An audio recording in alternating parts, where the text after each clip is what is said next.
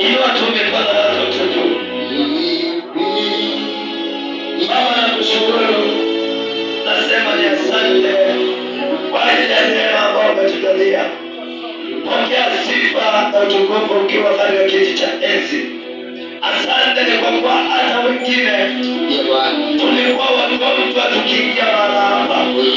Lakini licha ya kuwa sisi ni wagonjwa, Bwana ukatujalia neema ya kuingia kwa madhabahu yako. Wengine Bwana hatuna matumaini. Bwana ambao tunatumainia wanatuona tukiwa duni. Lakini wewe ni Mungu mwaminifu. Pokea sifa na utukufu. Maana ni zako Bwana. Wale wagonjwa Bwana, naachilia upako uponyaji. Wale wagonjwa naachilia upako uponyaji. Naachilia upako uponyaji. Mara ya kwanza, ya pili, ya tatu, ya nne, ya tano, ya sita, ya saba. Uponyaji ukawe sehemu yako.